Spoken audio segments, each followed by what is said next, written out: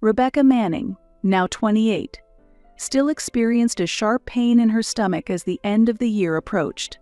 Sipping her cold coffee, she looked at her smartphone screen. 7 missed calls, all from her mother. Her apartment was small, but it was her own space. After graduating from university, she had just started working as a copywriter at an advertising agency, finally achieving financial independence. The job was busy but fulfilling. Having control over her own time was a luxury that, after years living with her family, seemed priceless. As she hesitated to answer the phone, Rebecca reminisced about past Christmases. They were supposed to be fun gatherings, but for her, they always followed the same pattern. While the adults laughed and shared wine, she was invariably tasked with taking care of her cousins. Over the years, it had become an obligation, a right her family took for granted without considering her feelings. Rebecca put down her coffee cup, took a deep breath, and answered the phone. "You finally picked up," said her mother, Debbie, her voice carrying its usual hint of mild reproach. "I called you several times.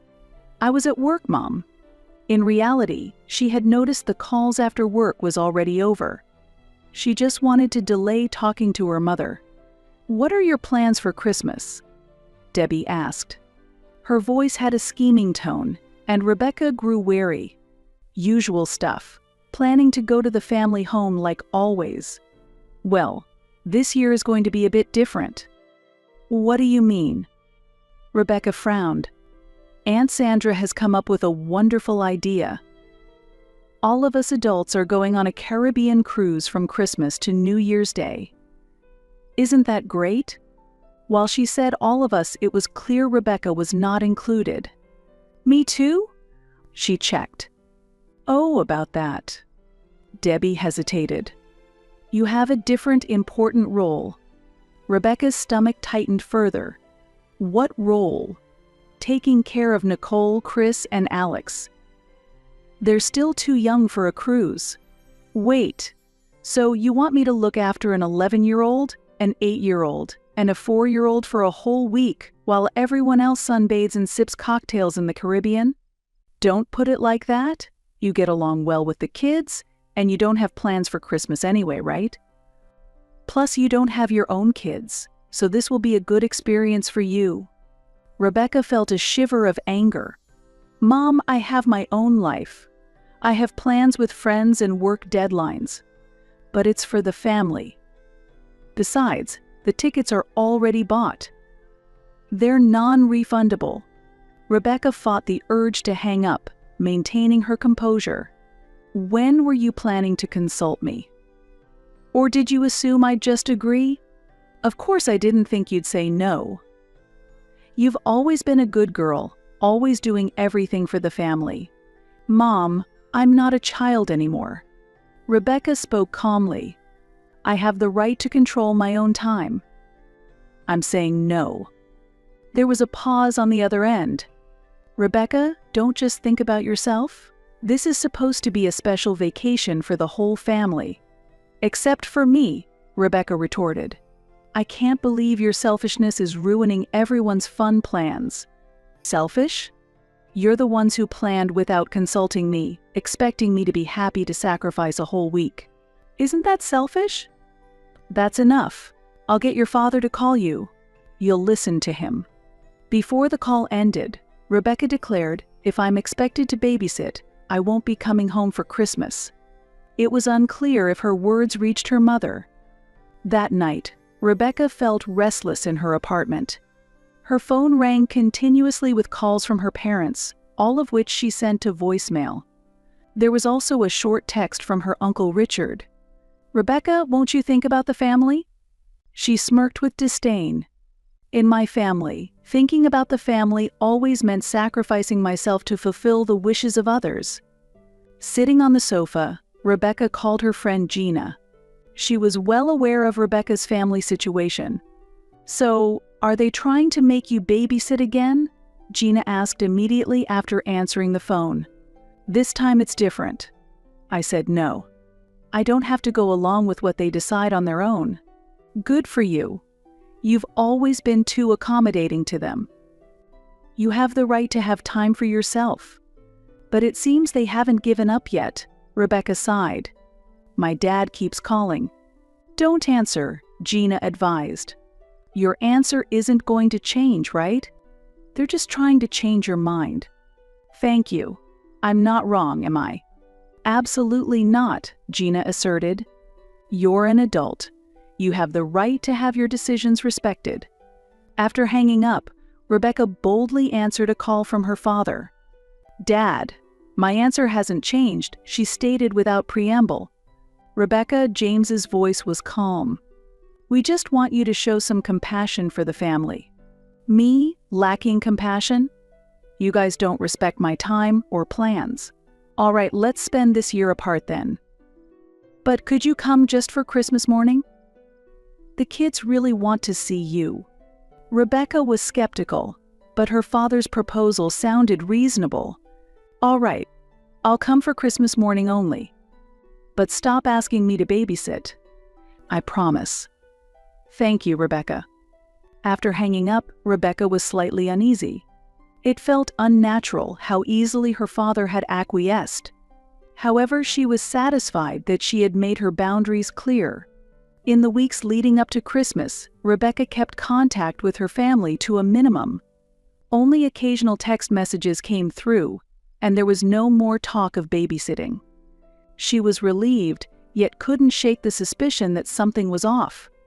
On Christmas Eve, before going to bed late, she texted her parents. I'll arrive around 11 tomorrow morning. Merry Christmas. The reply came quickly. It was from her mother. Understood, Rebecca. Looking forward to seeing you tomorrow. Rebecca smiled.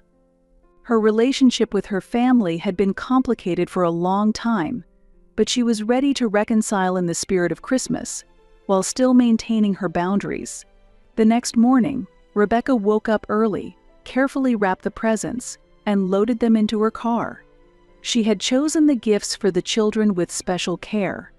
For Nicole, a set of the latest young adult novels; for Chris, a Lego set; and for Alex, the stuffed animal he had wanted. On the way to her parents' house, Rebecca felt calm. Christmas songs played on the radio, and she hummed along. Today will be a good day. A short visit, see everyone, hand out the presents, and then back to my own time. However, when she parked in front of her parents' house, something felt off. There was no sign of her parents' car, Aunt Sandra's, or Uncle Richard's. The house lights were on, but it lacked the usual Christmas buzz. Rebecca frowned as she approached the front door with the presents. The doorbell rang, and she heard little footsteps running. The door opened, and Nicole appeared. Rebecca, she exclaimed joyfully. You came. Of course, Rebecca smiled and hugged her. Merry Christmas, Nicole. Where is everyone? They all went out, Nicole answered innocently. Mom and Dad and the others went on a trip. You are going to take care of us, right? Rebecca froze. What did you say? Rebecca. Chris and Alex ran up and hugged her. Did you bring presents? Rebecca tried to smile at the children, but inside she was trembling with anger. Yes, of course. Let's bring these into the living room first. As she led the children to the living room, Rebecca looked around. The house was neatly decorated and presents were stacked under the Christmas tree.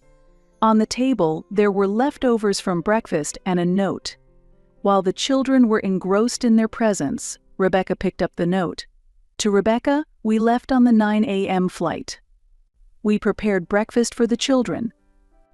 There is a week's worth of meals in the fridge. Please follow the instructions.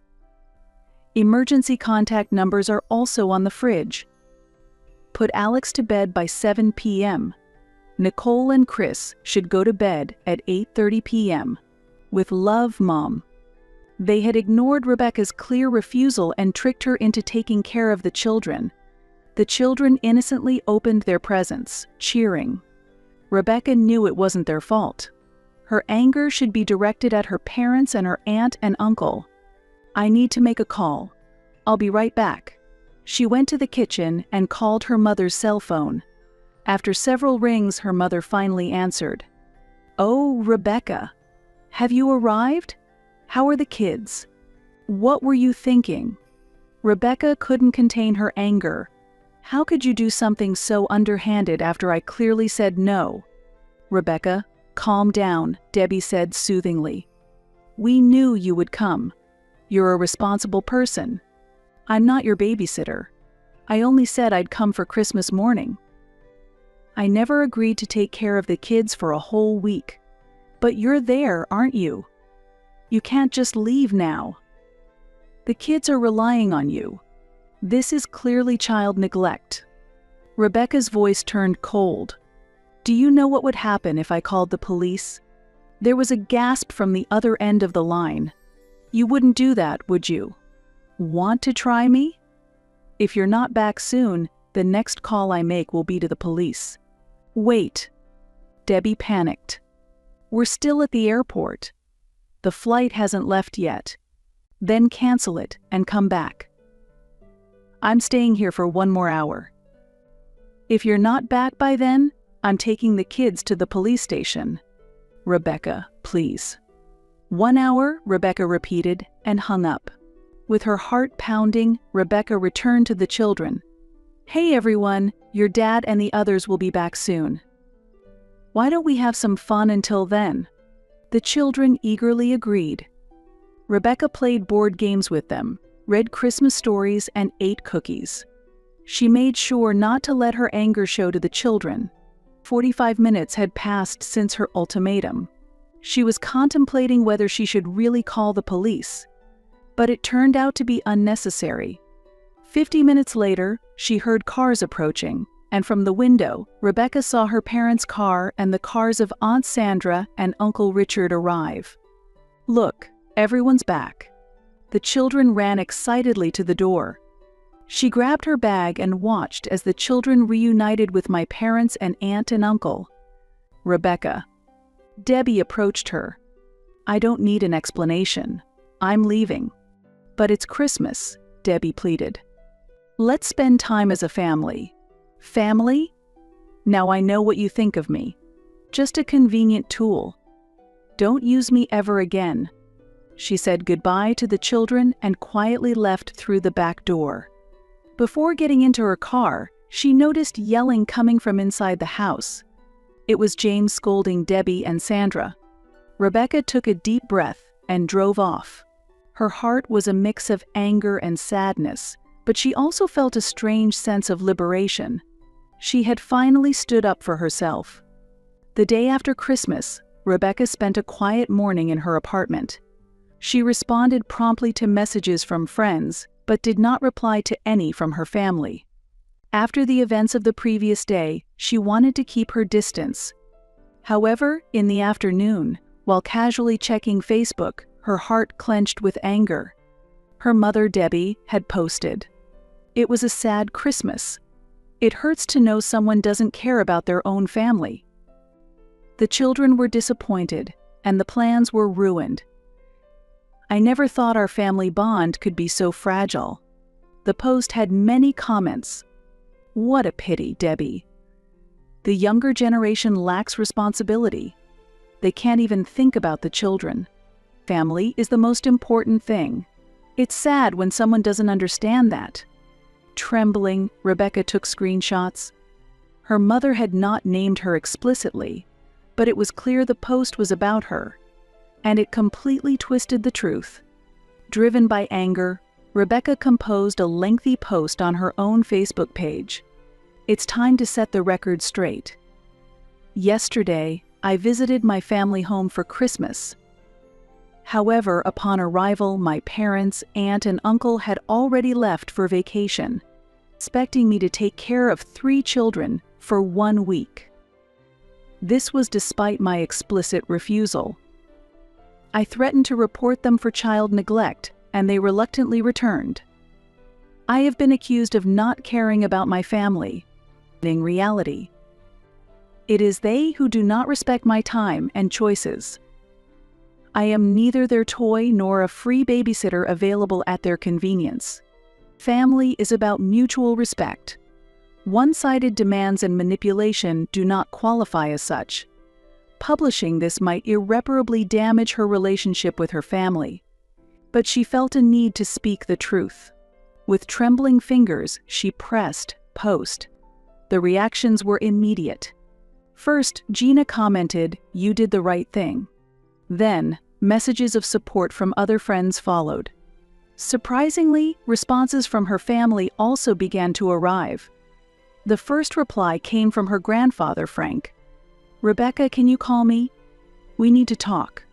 Shortly after, her grandmother Barbara commented, "Debbie, James, Sandra, Richard. I am disappointed in you all. You should apologize to Rebecca." Knowing that her respected grandparents were on her side provided Rebecca with some relief. She quickly called her grandfather. "Rebecca," his voice was warm. "That was rough." "Yes, Grandpa. It was really awful. I've spoken to Debbie. Her actions are inexcusable, as are James's. Sandra and Richard are also equally to blame. Everyone's blaming me. Like I'm the villain. They are wrong," her grandfather stated firmly. "You only protected your rights as an adult." Their actions were also irresponsible towards the children. "I don't know what to do. Keep your distance for now. They need time to reflect. Your grandmother and I will handle things appropriately with them." Rebecca thanked her grandfather for his support and hung up. However, her relief didn't last long. That night, her social media overflowed with criticism from her family. Debbie accused Rebecca of shamelessly airing family issues in public.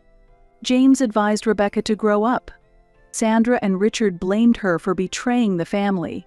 Then, a wave of critical comments from other cousins, aunts, and uncles followed.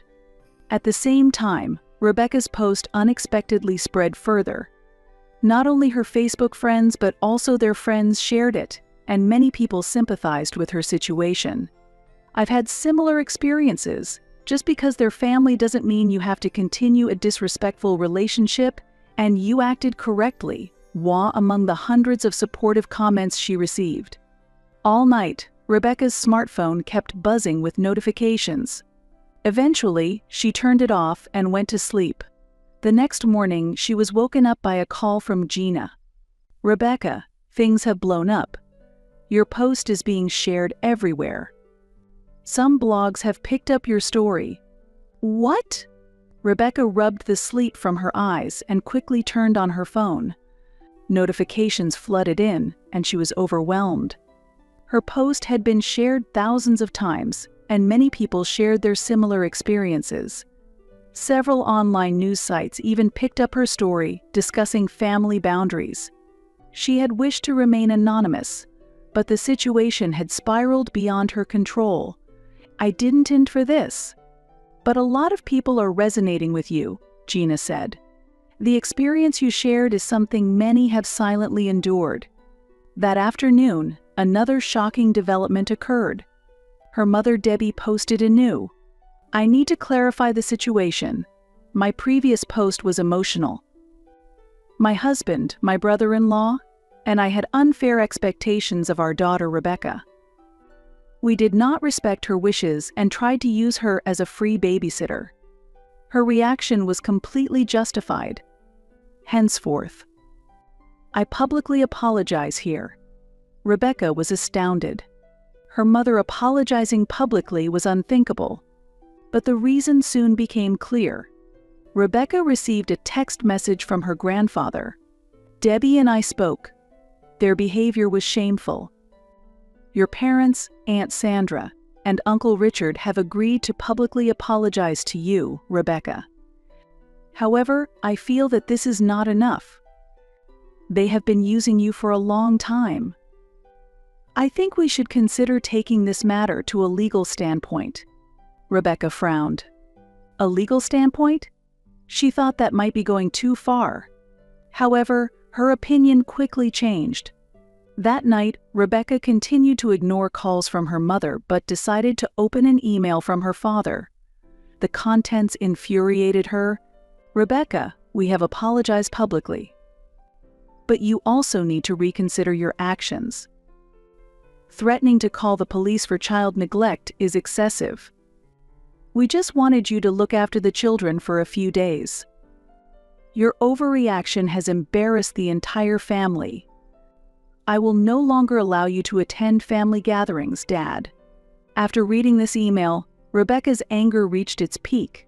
They had apologized superficially, but in reality, they continued to blame her and even tried to exclude her from the family. She immediately called her grandfather. "Grandpa, Dad just sent me this email." Her grandfather was visibly angry upon hearing about the email. "This is unacceptable. They haven't learned anything. Rebecca, you should consult with a lawyer. This is harassment." Encouraged by her grandfather's advice, Rebecca met with a family law attorney the next day. The lawyer listened carefully to her situation and pointed out that the issues were more serious than Rebecca had initially thought. "Mizu Manning, this isn't just a simple family dispute," attorney Vanessa Gale said. "The behavior of your parents and aunt and uncle can be considered psychological harassment.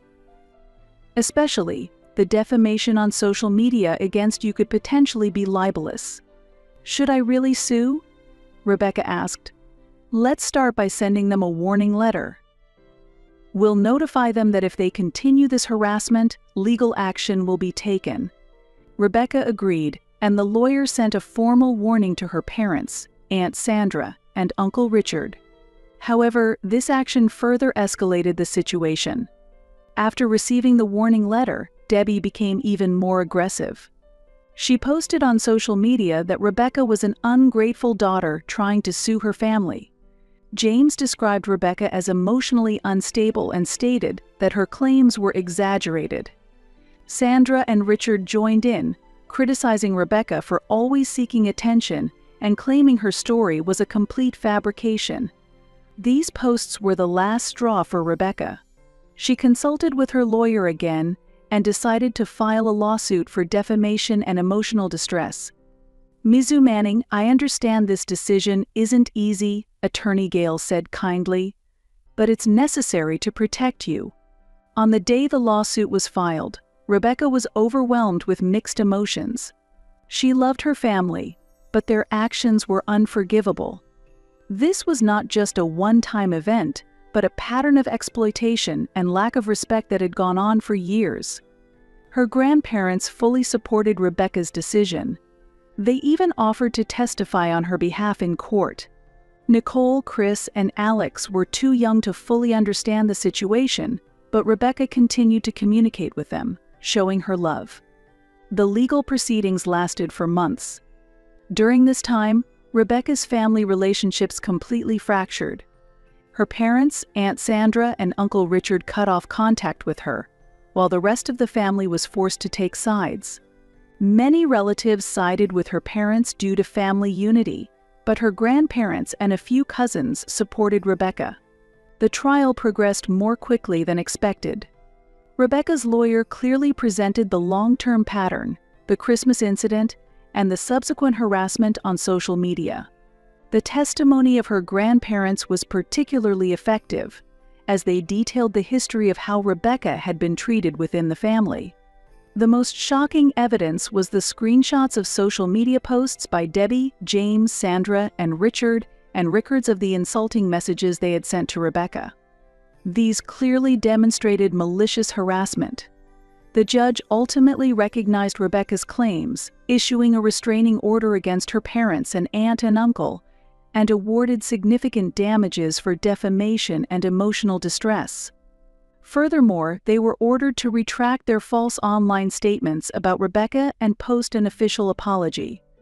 The court finds that the actions of Debbie Manning, James Manning, Sandra Miller, and Richard Miller constituted clear harassment of Rebecca Manning and caused severe emotional distress, the judge stated sternly.